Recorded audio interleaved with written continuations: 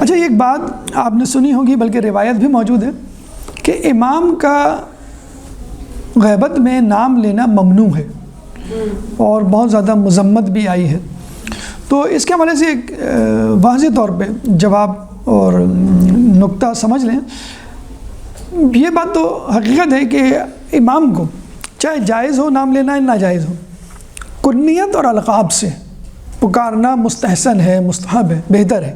اگر جائز بھی ہو، امام کے بدلے، نام کے بدلے امام کی کنیت ابوالقاسم یا قائم، منتظر، یا جسے کہتے ہیں کہ حجت خدا، جو بھی، بلکہ امام نے خود ریکمنڈ کیا حجت آل محمد کہو اگر تمہیں کہنا ہو.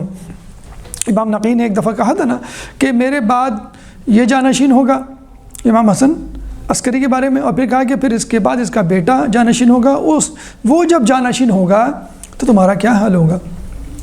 تو لوگوں نے پوچھا کیوں؟ کہہ لیں گے کیونکہ وہ غیبت میں ہوگا اور اس پہ ایمان لانا مشکل ہوگا. کیونکہ پھر ہم ان کو کیسے یاد کریں؟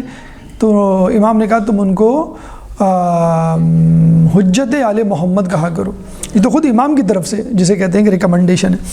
لیکن اب ظاہر سی بات ہے کہ علمی اعتبار سے کوئی ڈسکشن چل رہا ہو تو اس میں تو بتانا نام ضروری ہے کہ ان کا نام کیا ہے، کنیت کیا ہے اور القاب کیا ہے، والد والدہ تمام. ہاں یہ نہیں بتا سکتے ہم کہ کہاں ہیں، یہ نہیں بتا سکتے ہم کب جو ہے وہ ظہور کریں گے، لیکن نام ہم علمی طور پر بتا.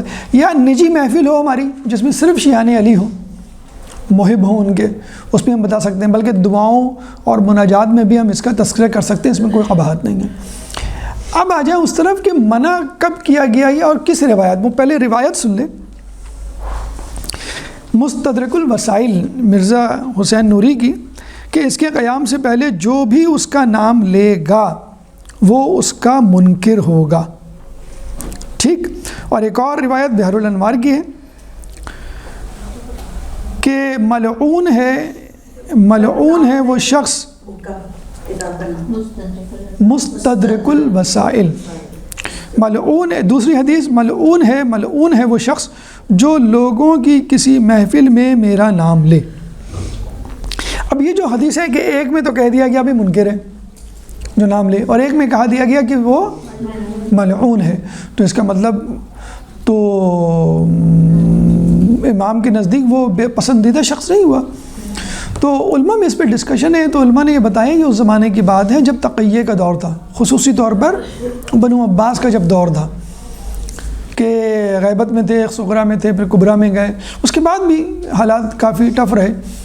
تو اب بھی آپ دیکھ سکتے ہیں کہ خود امریکہ جو ہے وہ ہم سے زیادہ پریشان ہے بنسبت غیر شیعہ سے، کیونکہ وہ یہی کہتے ہیں کہ یہ وہ لوگ ہیں جو یقین رکھتے ہیں کہ ان کا 12واں آئے گا اور ظالموں کو کافر کردار تک پہنچائے گا. تو ظاہر سی بات ہے کہ ظالم کون ہے لوگوں کو معلوم ہے، تو ان کو ہٹنا ہوگا. اور ان کے تو یہ جو ان کے ماننے والے ہیں ان کو ہی ختم کر دو اور پریشان رکھو تاکہ اگر ان کے امام آئیں تو یہ نصرت نہ کر سکے. تقیہ کے دور میں اب وہ دور ہے کہ خود غیر شیعہ افراد بھی ان کا نام لیتے ہیں اور وہ کہتے ہیں کہ ہمیں چاہیے ایسا شخص جو ہمیں ظلم سے نجات دلائے. امریکہ، یورپ، عرب ممالک، کوئی ایسا ممالک نہیں بچا جہاں پہ اب ظلم و ستم کا بازار گرم نہ ہو چکا ہو. میڈیا نے اور ایکسپوز کر دیا ہے. تو اب تو ہر شخص معلوم کر رہا ہے کہ بھئی کوئی ہے نجات دہندہ، ہم تیار ہیں. کوئی ہے آنے والا. آپ دیکھ لیں جہاں جہاں ہیں ملکوں میں مظاہرے ہو رہے ہیں، پریشان ہیں لوگ، حکومت کے خلاف ہیں، لیکن کوئی ایسا لیڈر نہیں مل رہا جو یونانیمسلی ایکسیپٹیبل ہو.